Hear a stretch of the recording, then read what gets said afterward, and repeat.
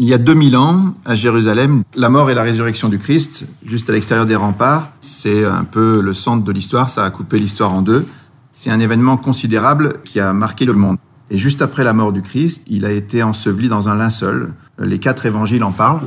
Et ce linceul est peut-être celui qu'on vous présente ici, qu'on appelle le linceul de Turin. Et la thèse qu'on va défendre dans cette présentation, c'est qu'aujourd'hui, on peut conclure que cette image imprimée sur le linceul ne peut s'expliquer autrement que par la résurrection du Christ. Alors, en général, dans notre monde qui est assez relativiste, assez agnostique, on n'aime pas conclure. On aime mieux rester en disant « on ne sait pas, c'est un grand mystère, on n'a pas d'explication ». Mais je ne pense pas que ce soit la position la plus raisonnable, parce que dans certains cas, effectivement, on peut garder une position en disant « on ne sait pas ». Mais il y a d'autres cas où on sait, et il faut être capable de discerner ces cas-là des autres. Souvent, dans l'esprit des gens, quand vous abordez une question comme ça, soit c'est blanc, soit c'est noir, tout le reste est gris. Soit c'est sûr et certain à 100%, soit c'est sûr et certain à 0%, et tout le reste est indéterminé.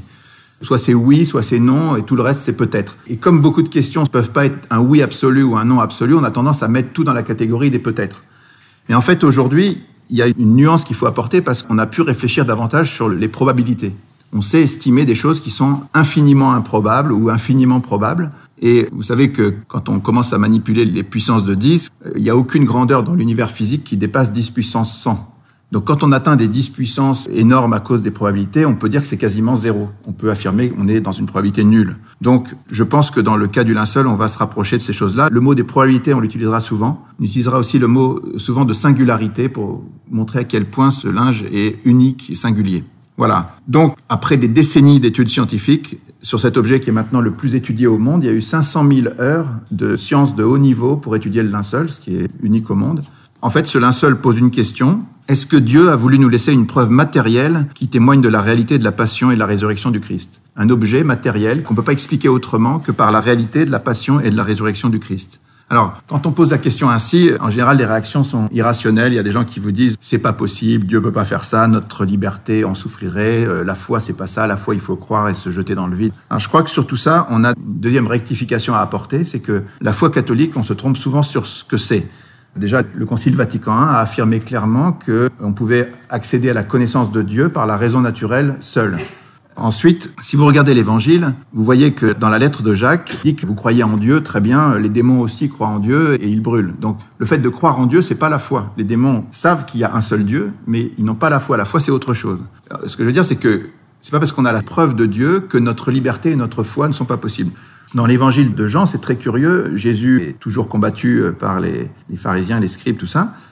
Mais quand il ressuscite Lazare, c'est un homme qui est mort depuis 3 jours, qui commence à pourrir et tout ça, et Jésus le ressuscite, donc c'est une preuve matérielle absolue qui est donnée, c'est une vraie preuve. Et ce jour-là, les Juifs décident de le tuer. Donc ça veut dire que par rapport à n'importe quelle preuve, même si les preuves sont vraies et valables, on garde sa liberté et on doit faire un acte de foi. Par exemple, quand Jésus, après la résurrection, apparaît à ses disciples, Thomas n'est pas là, il vient 8 jours après, et il dit « je veux mettre la main dans son côté, je veux le toucher » et tout ça. Donc il le fait, le Christ lui accorde, et à la fin, Jésus lui dit « cesse d'être incrédule, sois croyant ». Alors, en face d'une preuve pareille, il y a plus, là c'est la preuve totale, quand on touche le Christ ressuscité après qu'il soit mort, on pourrait se dire la foi n'existe plus. Non, c'est pas ça. Le Christ demande à Thomas d'être croyant quand même. Ça veut dire que la foi, c'est pas la connaissance. La foi, c'est une adhésion de notre liberté. On peut la refuser même en face de preuves qui sont des véritables preuves, comme Thomas ou comme Lazare. Le linceul fait partie de ces preuves qui sont devant nous et qu'on peut refuser, mais qui ont quand même un caractère de preuve. Si vous êtes Sherlock Holmes ou si vous êtes Colombo, entre 2 thèses, vous allez essayer de mener une enquête en regardant ce qui marche et ce qui marche pas. Donc, cette enquête, avant 1988, toutes les conclusions de toutes les études scientifiques réalisées dans tous les domaines convergeaient en faveur de l'authenticité du linceul. Et puis, en 1988, il y a le test au carbone 14 qui a conclu différemment en disant que c'était un linge du Moyen-Âge.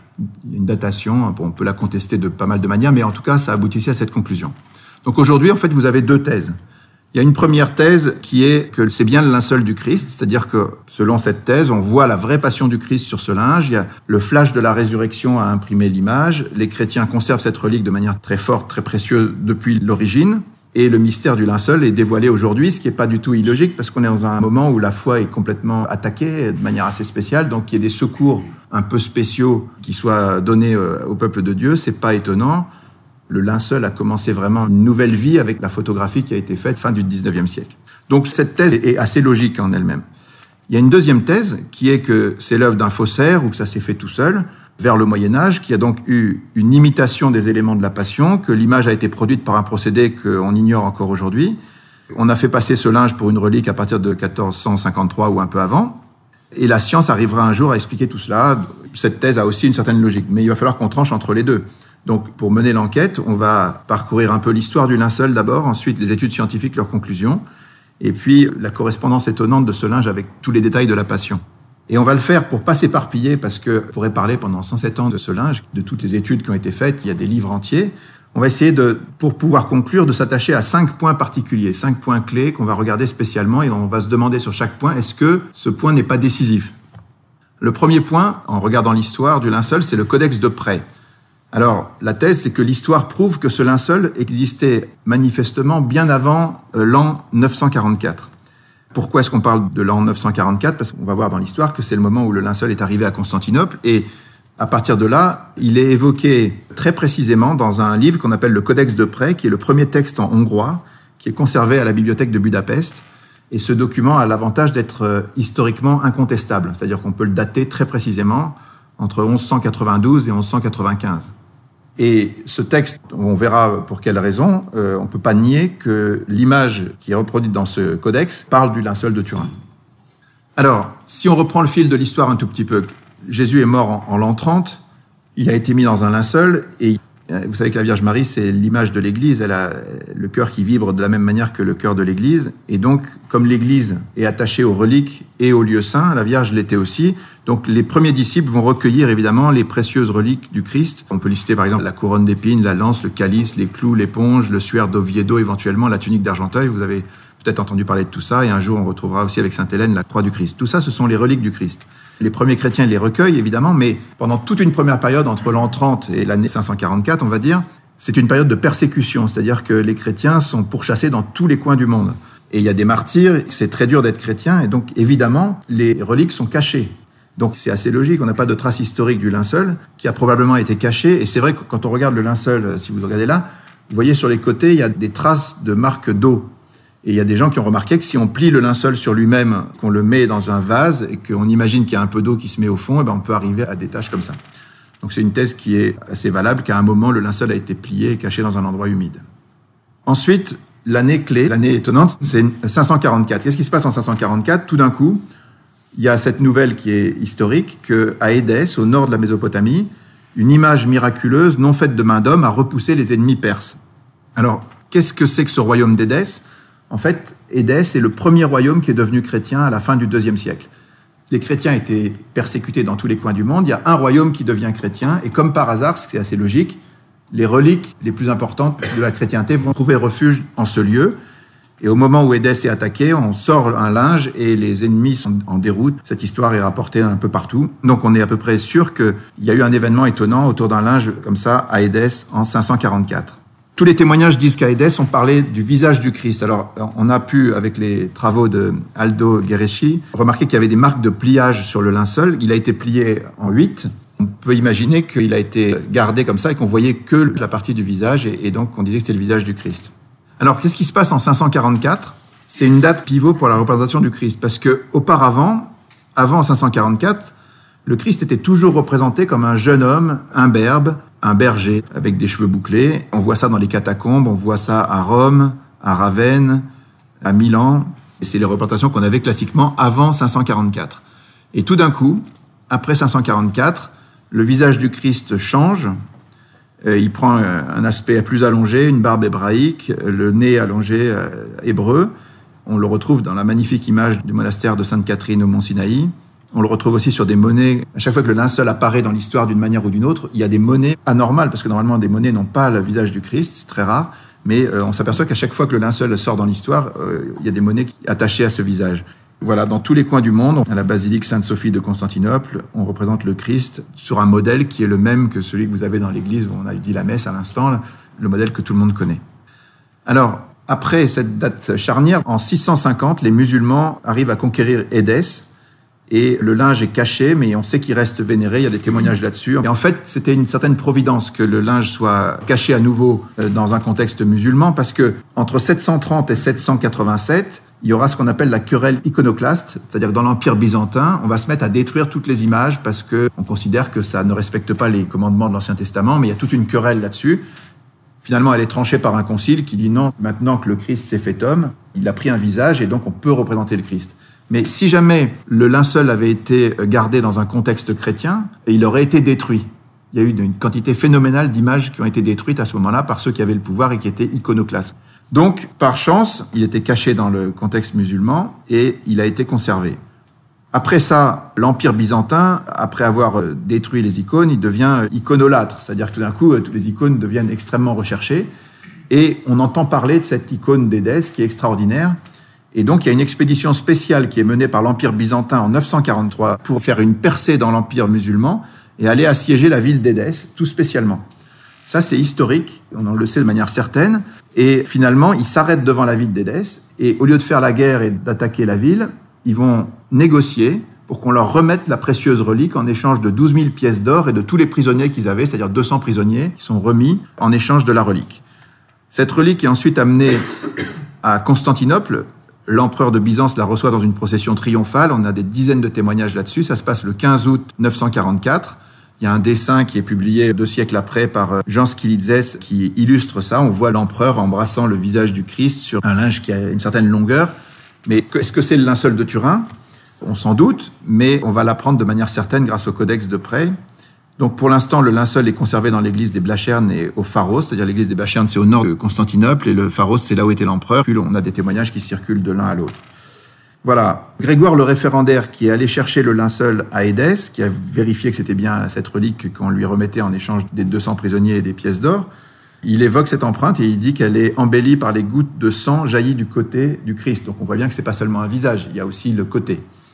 Il y a d'autres témoignages encore.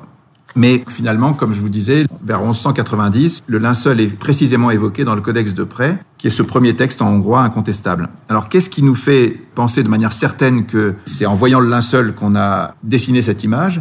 C'est simplement la position du Christ, la position des mains, et surtout le fait qu'on ne voit que 4 doigts du Christ. On ne voit pas le pouce.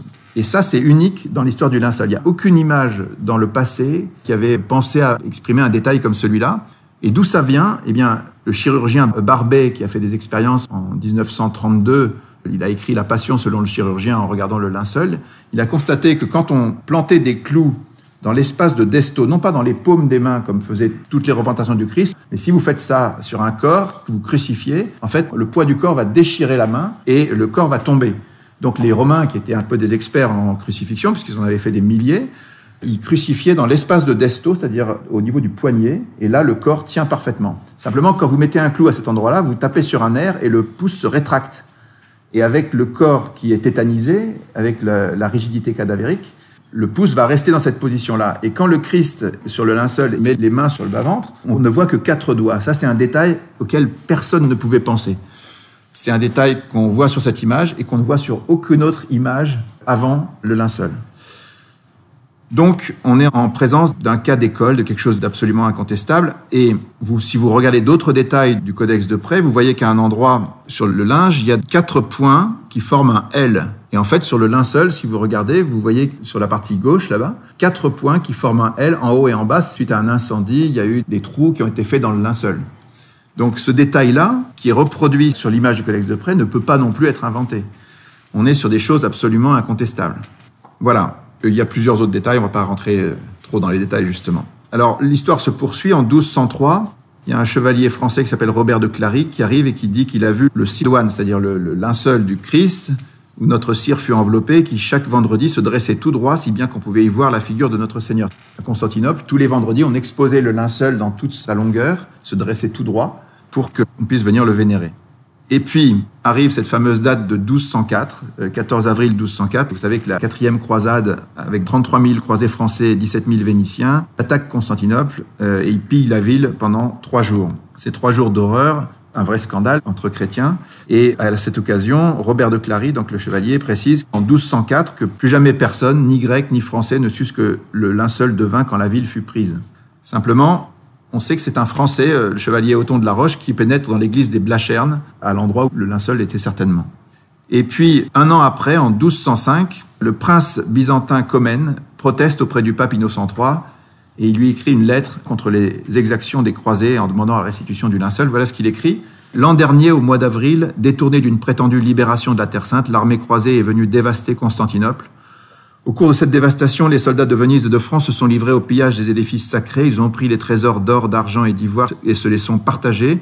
Aux Vénitiens, les reliques des saints, aux Français, ce qu'il y avait de plus sacré parmi ces dernières, le linceul où fut enveloppé après sa mort et avant sa résurrection notre Seigneur Jésus-Christ. » C'est une lettre officielle du prince Comnène, et il précise un peu plus loin « Le vol de si nombreuses choses sacrées va contre le droit des hommes et les lois de Dieu. Nous savons que ces choses sacrées sont conservées à Venise, en France et autres pays des pillards, le sacré linceul étant à Athènes. » Et puis, on s'aperçoit que la même année, en 1205, c'est le chevalier franc-comtois Othon de la Roche qui devient duc d'Athènes avec les Champenois, les Bourguignons et les Francs-Comtois. Des Français donc qui règnent pendant un peu plus d'un siècle à Athènes et qui vont en être chassés par des Catalans.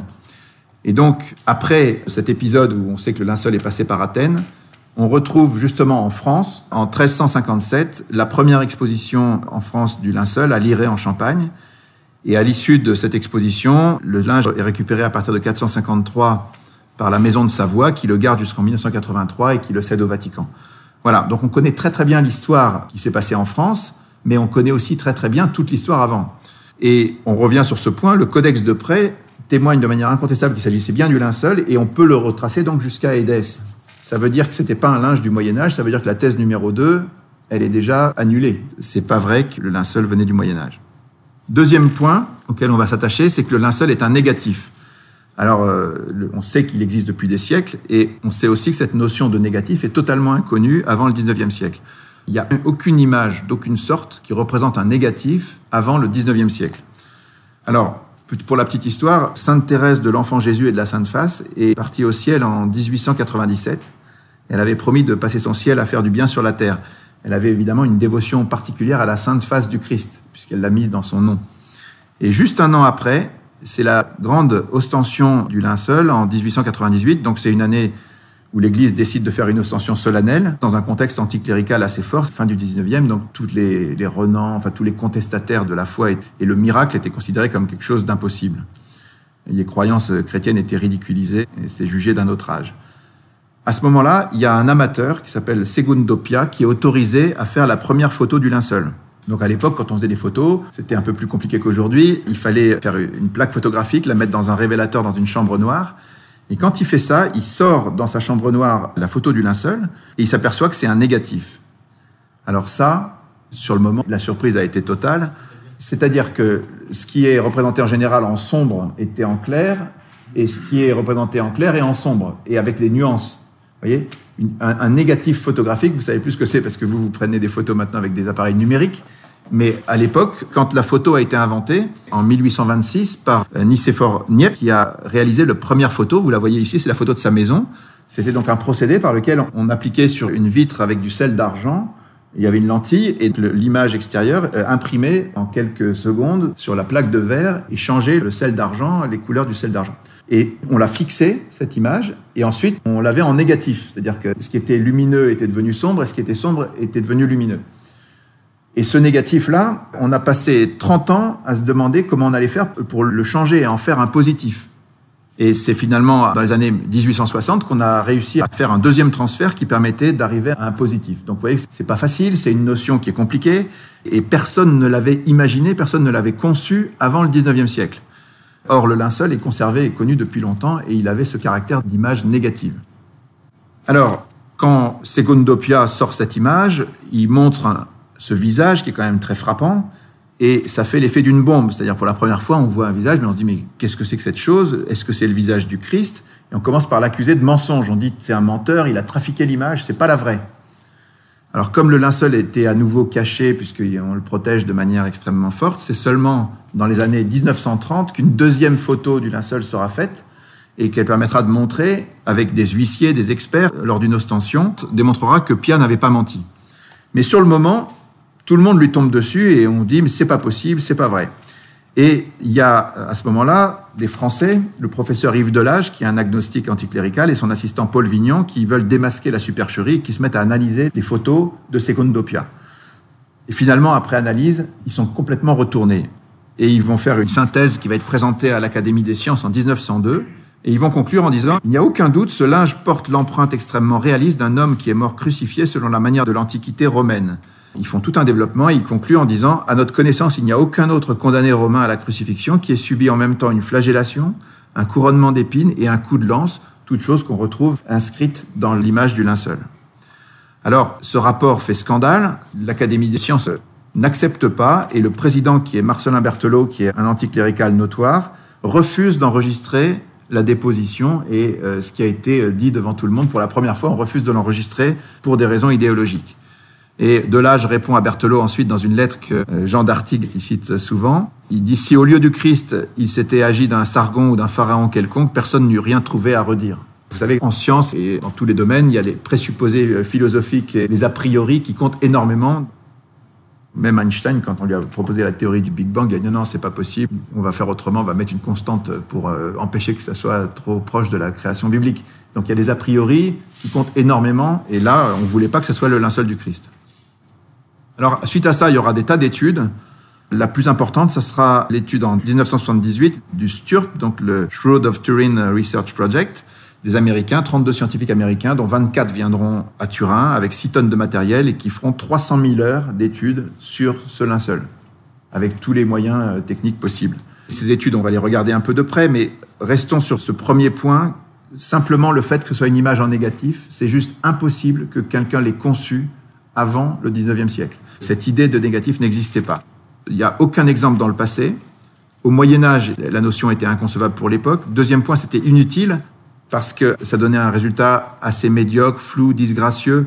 Et pourquoi créer un négatif illisible alors que l'image aurait pu être faite directement en positif, comme sur tous les faux linceuls connus au Moyen-Âge? Et puis, troisième point, il y a quantité de détails qui sont à peine perceptibles à l'œil nu. Si vous vous rapprochez du linceul, vous voyez presque rien. Des choses qu'on peut appréhender avec des procédés photographiques très puissants, des procédés modernes. Et ces choses-là existent sur le linceul, il n'y avait aucune raison de les créer alors qu'on ne les voyait pas. Si jamais il y avait eu un faussaire, il aurait fallu qu'il travaille non pour ses contemporains, mais pour le XXe siècle. Globalement, c'est impossible. On peut s'arrêter sur ce deuxième point. À lui tout seul, il montre que le linceul ne pouvait pas être autre chose qu'authentique. Voilà un premier point sur la matière du linceul. Troisième point, ce linge est une sorte d'exposition de l'évangile de la Passion. On recense 18 détails inconnus au Moyen-Âge qui rendent l'image inconcevable aussi à cette époque.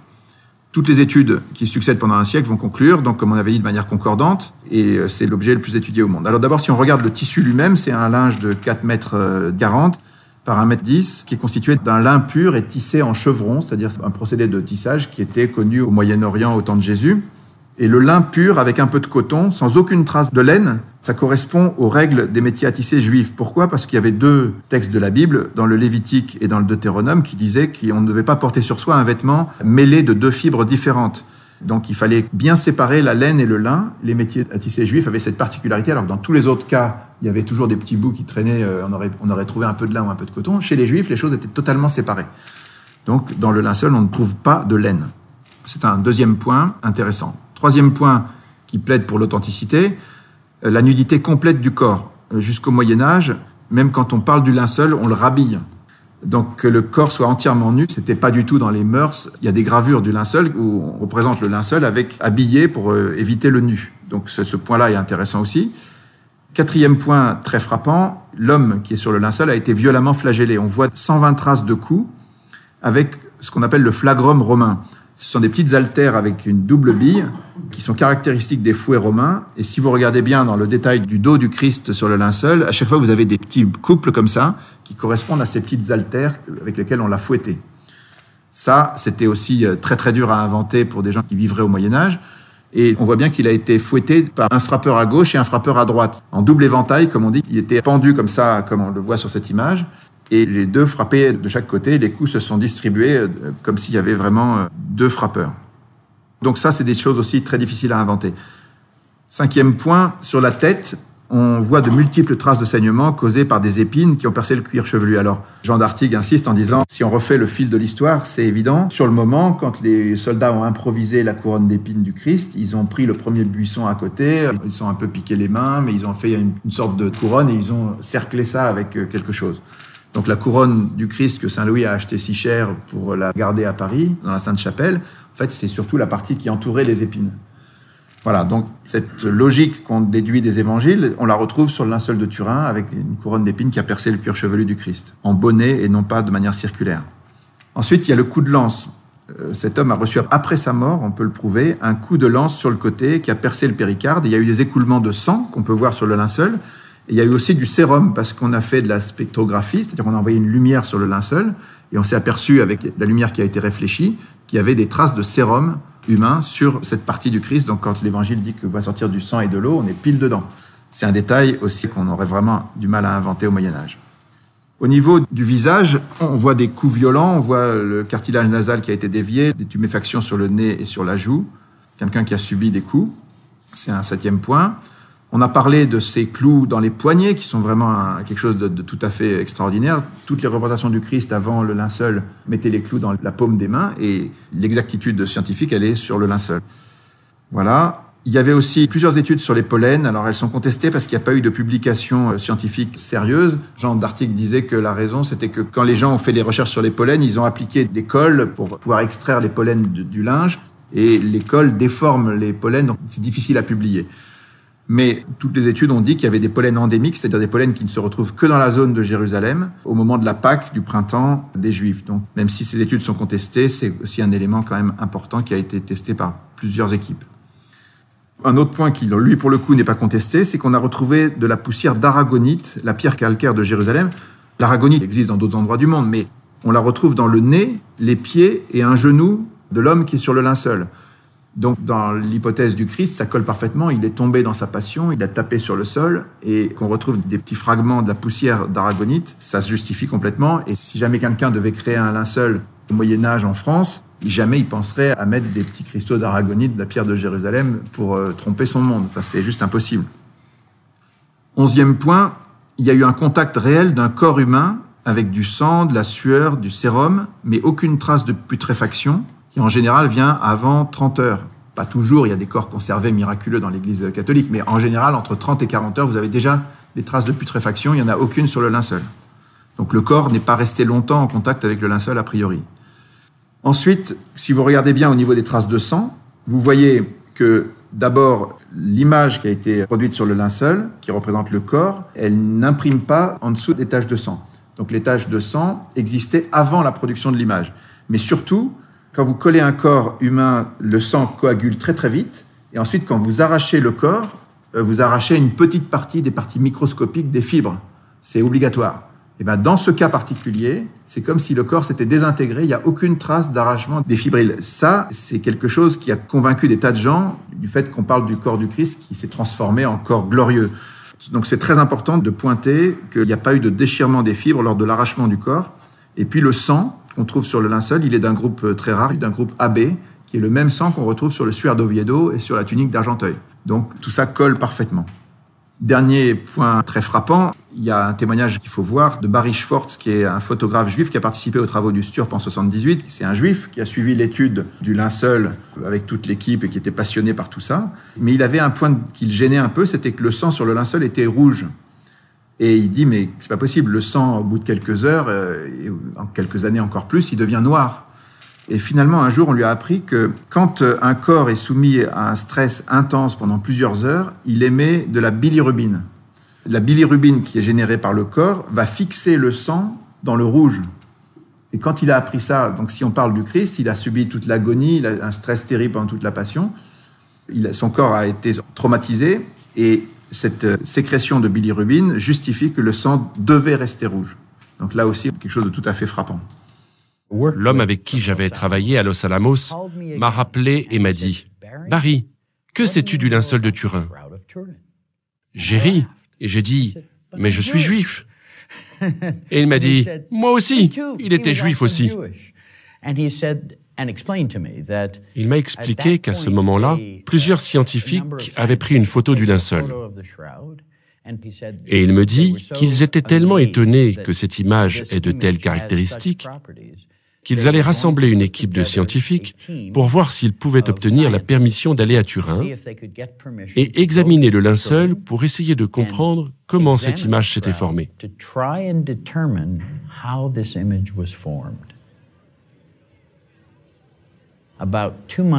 2 mois environ après le début du projet, je me souviens avoir dit à l'un de mes collègues, « Qu'est-ce qu'un jeune homme juif comme moi fait ici ?»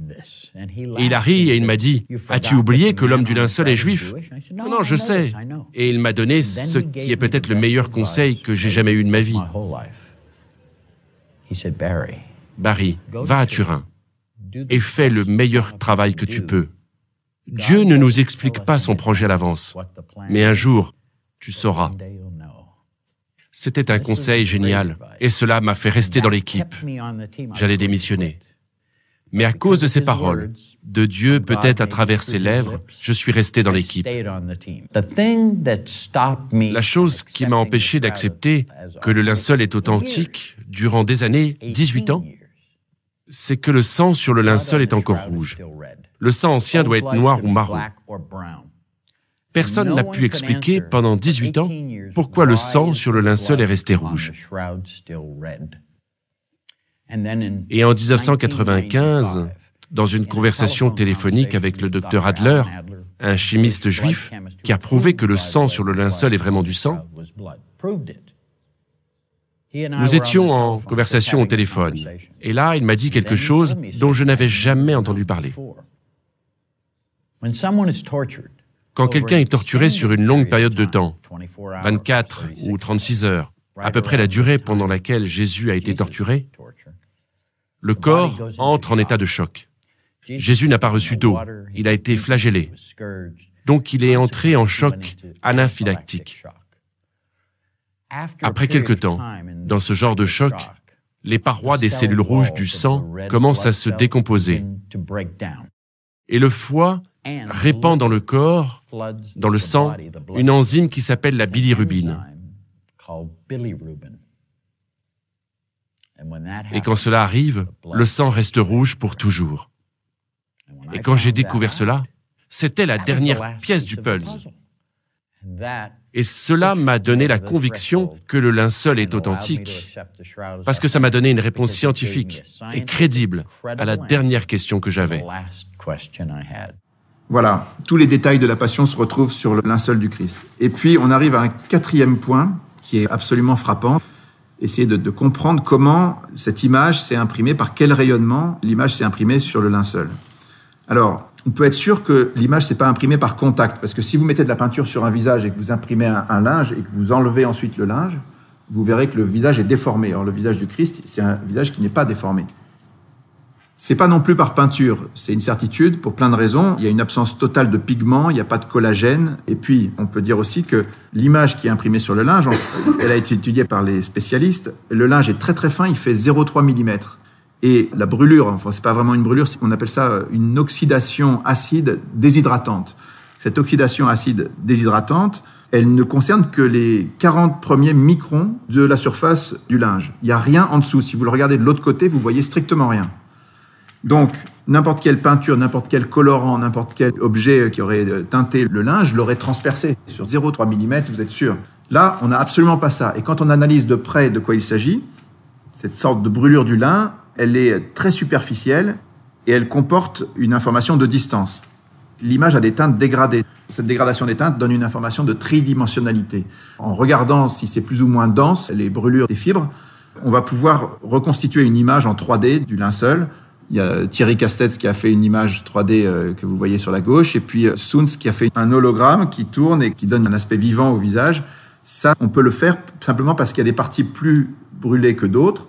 Et donc, si on interprète cette brûlure en lui donnant une valeur de distance, on reconstitue le visage du Christ. Ça n'existe nulle part dans aucune image, d'aucune époque, et on est même incapable de le refaire aujourd'hui. Personne ne saurait refaire ce type de brûlure et ce type d'information sur une image aujourd'hui. Alors, la conclusion de tout ça, c'est que l'image a été produite par un rayonnement qui est extrêmement spécial. Si on veut essayer de comprendre quel type de rayonnement ça pouvait être, vous voyez cette image du Christ, le Christ est à l'horizontale, on peut imaginer qu'il est en apesanteur et que vous avez le linceul qui est parfaitement droit au-dessus et en dessous. Et à un moment, il y a un rayon qui va être vertical, c'est-à-dire orthogonal au linceul, qui va imprimer l'image. Parce que, attention, si vous faites un rayonnement, une lumière classique, vous imprimez rien du tout. Parce qu'une lumière classique, ça part dans toutes les directions. Donc, il n'y a pas d'image nette. Il faut que le rayonnement soit unidirectionnel. C'est un truc de fou. Si vous voulez que le corps s'imprime de cette manière-là sur le linceul, il faut que parte du corps un rayonnement d'autant plus puissant que la distance est courte. Vous voyez, le rayonnement qui crée l'effet de tridimensionnalité, mais aussi que ce rayonnement soit parfaitement orthogonal au linceul, qui doit être plat. Si le linceul était flottant un peu n'importe comment et que l'image part dans toutes les directions, vous n'auriez rien du tout. Vous auriez de la bouillie. Essayez d'imaginer la chose. On parle d'un rayonnement unidirectionnel, orthogonal au linceul, imprimé sur un tapis volant. Si vous raisonnez 2 minutes, il n'y a pas d'autre manière de concevoir la production de cette image. Franchement...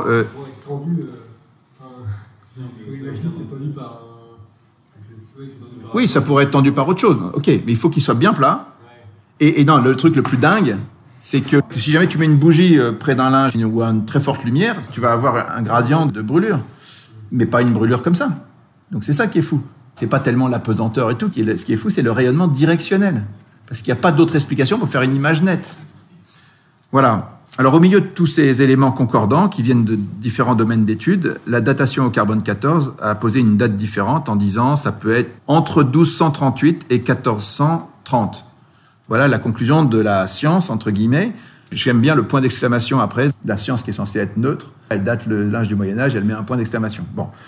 Mais si vous réfléchissez 2 secondes, il y a eu forcément un rayonnement sur le linceul. Le père Rinaudot a donné l'explication la plus sensée. Il a dit ce rayonnement, quand on a essayé de faire d'autres expériences pour essayer de s'approcher de cet effet sur le linceul, il s'est aperçu que quand on bombardait le linceul par l'éclatement de particules de deutérium, avec des protons et des neutrons, ça donnait ce type d'oxydation acide déshydratante très proche de celle du linceul. Et donc, voilà, on a un petit modèle du genre d'effet qu'on peut atteindre. Mais quand vous faites un bombardement avec un rayonnement comme ça, vous allez changer le taux de carbone 14. Parce que, justement, les protons et les neutrons vont changer le taux de carbone 14 et vous rajeunissez le tissu. Donc, en fait, il y a une explication qui est tout à fait cohérente, c'est qu'il y a eu un rayonnement de type inconnu en l'an 30 et que ce rayonnement a perturbé le taux de carbone 14 sur le linceul. 5e et dernier point, la singularité absolue.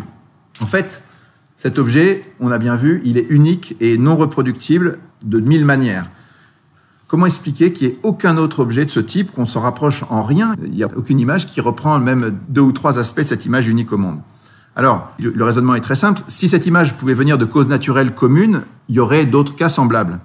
Le fait que l'image ait été provoquée par la résurrection du Christ est la seule réponse cohérente parce que si vous avez un événement absolument singulier comme la résurrection du Christ, c'est normal que ça produise un effet absolument singulier comme cette image. Vous avez une singularité qui répond à une autre singularité. Si par contre, vous excluez la résurrection du Christ et vous voulez que ce soit une cause naturelle ou une cause humaine, il n'y a aucune raison qu'il n'y en ait pas eu d'autre. Vous voyez, il y a une bijection entre la singularité du linge et la singularité de l'événement de la résurrection. Bien. Voilà. Alors, si on essaie d'être honnête dans le raisonnement, chacun de ces points clés dont on a parlé permet de conclure. On peut essayer de résumer tout ça dans un arbre logique. Si vous considérez le linceul de Turin, soit il a été fait par quelqu'un, soit personne ne l'a fait. S'il a été fait par quelqu'un, on sait que c'est forcément au Moyen-Âge ou avant le Moyen-Âge. Or, c'est impossible parce qu'il y a 18 détails qui étaient absolument inconcevables, inconnus au Moyen-Âge. L'image ne pouvait pas être conçue de cette manière-là. On parle du négatif, du tissage, des clous, de la forme des plaies, du sang, du pollen, des calcaires, tout ça. Donc cet objet est vraiment inconcevable au Moyen-Âge, hypothèse impossible. Donc il s'est fait tout seul. Alors soit il s'est fait par rayonnement, soit il s'est fait par contact avec un corps. On a vu que le contact avec un corps, c'était impossible parce qu'il n'y avait pas de déformation de l'image. Donc c'est un rayonnement, on en est sûr, mais c'est un rayonnement, comme on a dit, très spécial. Il est orthogonal et non diffus, il procède d'une oxydation déshydratante acide, il y a un effet qui n'est que superficiel et il recèle une information de distance. Et tout ça suppose un corps en apesanteur avec le linceul autour. Tout ça, c'est strictement impossible à reproduire à ce jour. La science d'aujourd'hui, du XXIe siècle, ne saurait pas refaire une image comme ça. Donc, on peut se dire, ce rayonnement, est-ce qu'il a pu être produit par une cause naturelle ou est-ce qu'il est produit par une cause surnaturelle? La cause naturelle, franchement, elle est très improbable parce que le mécanisme est inexplicable. Il n'y a aucun autre exemple et il y a cette singularité absolue. Si une cause naturelle produisait ce type d'image, les mêmes causes produisant les mêmes effets, dans d'autres situations, on aurait produit des images au moins un peu semblables, un peu comparables. On n'a rien. Donc cette solution est aussi à exclure. Donc en fait, on n'arrive qu'à la seule solution possible, la cause surnaturelle. C'est la seule explication cohérente. Donc on parle d'une image produite par le flash de la résurrection, le corps du Christ avec l'intégralité de l'évangile de la Passion, parfaitement logique, une cause singulière qui explique un effet singulier. Voilà, on est dans quelque chose d'extrêmement logique. Donc en conclusion, à lui tout seul, ce linceul devrait changer le monde. C'est-à-dire que vous présentez la preuve matérielle. Et en gros, vous pouvez dire que l'athéisme est faux. Et alors l'islam en particulier, parce que l'islam dit que le Christ n'a pas été crucifié. Petite parenthèse sur l'islam, c'est quand même étonnant. L'islam dit que les chrétiens vont aller en enfer parce qu'ils croient que Jésus est ressuscité. Bref, ils associent à Dieu ce qu'il ne faut pas associer. Mais dans la vision de l'islam, c'est Dieu qui a substitué au Christ un sosie. Donc Dieu a trompé les chrétiens, en fait, en quelque sorte, et il va leur reprocher ensuite de croire que c'était vraiment Jésus alors que c'est lui qui l'a choisi. Donc, bref. Donc, dans l'islam, on dit que Jésus n'a pas été crucifié, donc si cela est Jésus crucifié, ça ne marche pas. Donc la foi chrétienne est vraie, et quand on relit la Passion, on est touché aussi, parce que le Christ nous a aimés au-delà de tout ce qui est imaginable. Donc voilà, si on devait s'en tenir à un raisonnement rationnel, on devrait conclure qu'on doit se convertir, que le Christ est vraiment... Oui. Mais la question, c'est que, en fait, moi, c'est quelque chose que j'ai découvert dans le temps, parce que quand j'étais jeune, comme vous, je pensais que les gens étaient raisonnables, je pensais qu'on était tous raisonnables, et que c'était la raison d'abord, et qu'en fait, derrière ça, on suivait notre raison, on était des êtres raisonnables. Et bien, en fait, plus ça va, plus je pense qu'on n'est pas du tout des êtres raisonnables. C'est que la plupart des raisonnements se font sur le sentiment, les intérêts, et en fait...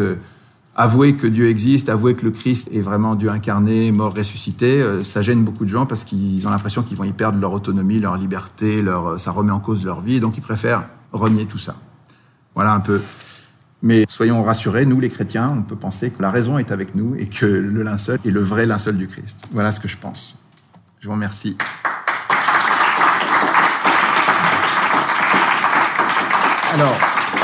Alors, ce que je vous propose maintenant, c'est qu'il y ait quelques questions.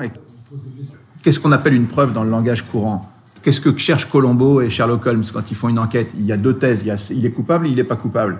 Il était avec le chandelier, il a des traces d'ADN sur le truc et tout. Donc pour moi, c'est des preuves que c'était lui. Une preuve, c'est ce qui invalide une thèse et ce qui rend l'autre valide. Quand vous faites une enquête policière, vous cherchez des preuves.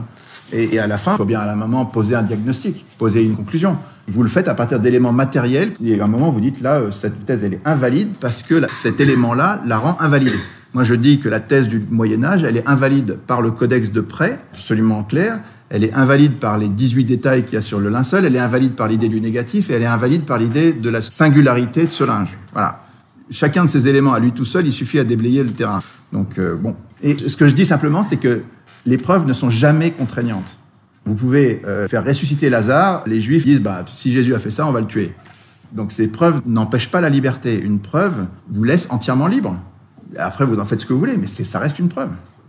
Une preuve, c'est une croyance. Pardon? C'est pas une preuve de l'existence de quelque chose, c'est pas... Mais attendez, c'est bien ce que je dis avec l'exemple de Thomas. Thomas, il met sa main dans le côté du Christ, il dit si je mets pas ma main dans son côté, si je mets pas mon doigt dans son côté, ma main dans ses trous, des plaies, je ne croirai pas. Ok, Jésus se montre. Et Jésus lui dit pas, maintenant tu n'as plus besoin de croire puisque tu m'as vu. Non, il lui dit, cesse d'être incrédule, sois croyant. C'est hallucinant comme phrase. Ça veut dire qu'il lui donne une preuve totale qu'il est ressuscité 8 jours après l'avoir vu entièrement mort. Et il lui dit pas, tu n'as plus besoin de la foi. Il dit non, je te demande la foi. Parce que la foi, c'est pas une affaire de connaissance. La foi, ça concerne une adhésion. Il faut le vouloir. Et encore une fois, comme dit Saint Jacques, les démons, ils savent qu'il y a un seul Dieu, mais ils n'ont pas la foi parce qu'ils brûlent. Un jour ou l'autre, on sera tous en face de Dieu, on saura tous que Dieu existe. Mais par contre, il y aura ceux qui, par leur volonté, adhéreront à Dieu et ceux qui diront, on n'en veut pas. On reste libre.